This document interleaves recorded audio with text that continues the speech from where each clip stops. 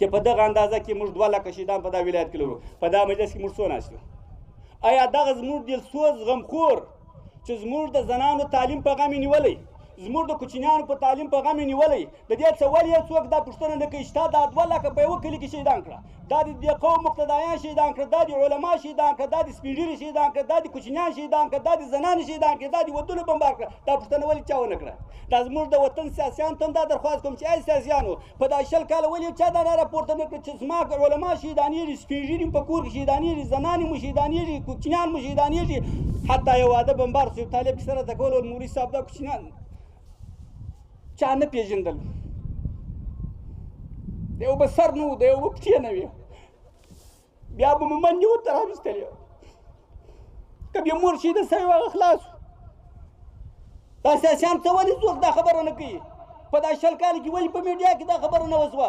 نن چې زه خپل کور ته خپل بیبي ته وایم چې په ساتر کې کښېنه، علاوه قرن ببیوتکن ولا تبرج د تبرج الجاهلیة الاولى، خو سخته خبره نه کوم، د ځان نه کوم، د الله د قانون نه کوم، د خپل خور د خپل ناموس د خپل بیبي عزت غواړم. دغه زموږ سیاسیان ولې نه نارې وي؟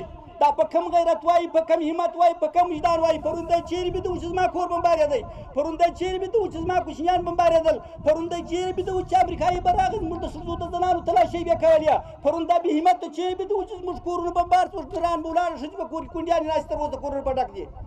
دا د حالات څه وبېرېږي؟ دا د خپل د وطن غیرت وساتي، دا د انسانیت د پښتنیت غیرت وساتي. دا بې همتي ده. افسوس دا دی، افسوس پر دې راته درېږي چې اسلامي قانون په اسلامي شریعت کې ټول په دې خبر یو.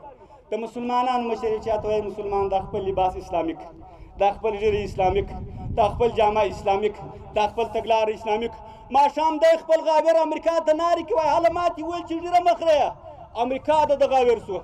ای مسلمانه ته په کومو سترګو د الله په حضور کې سبا درېږي زه مسلمان یم، چې تا ته مسلمان شرعي حکم کوي چې ژیره پرېږده، تا ته اسلام حکم کوي چې لباس هم که ته د ځان سره نه خوابده کېږي، ته هغه غاویر لري امریکا ته نارې کوي واراسه زما ژیره خوري، ما ژیره راپرېږدي، ما په سطر کې کوي، زما د عزت د خوندي کولو ادعا کوي. دا څنګه انسانان دي؟ دا خپل په ګریوان کې د ځان سره کښېني. د افغانستان سابقه دې وګوري، د اسلام سابقه دې وګوري، د پښتنیت سابقه دې وګوري، د انسان سابقه دې وګوري. حیوان پر خپله ښځه خوا بدوي، انسان به نه بدوي؟ دا د دنیا یو لانجه د مؤمنانو.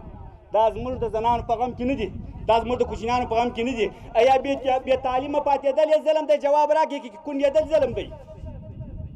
زموږ څو لکه چې په یوه هلمند کې موږ 1.5 لک کونډیانې لرو بالفرض، د افغانستان ولایتونو شاوخوا کې څو یې را کونډیانې کړې؟ کونډېدل ظلم دی که بې تعلیمه پاتېدل؟ ولې دې کونډې چې هغه ور وانورېدی؟ آیا بې تعلیمه پاتېدل ظلم دی که اطمانېدل چې دا د دروغ شپو اطمان موږ ته پاتې تر اوسه ماتې په کوڅو کې ګرځي، د دې ولې چې هغه هم ونه کوي په دنیا کې؟ آیا د بې تعلیمه پاتېدل ظلم دی که بورېدل ظلم دی؟ دا ولې د حقایق ورک دي؟ ولې د دنیا څخه ورک نه دي؟ هغه یې ویني زموږ ته ولې ورکېږي؟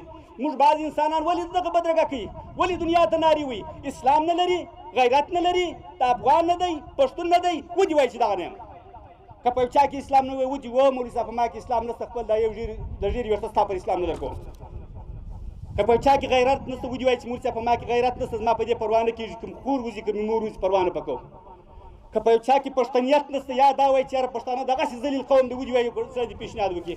که نه دا د دنیا سیاسي لانجه د مؤمنانو، دا زموږ سره دښمني ده چې دنیا والې کوي. راسئ دا دنیا وال دښمنۍ ته غوږ نه نیسو.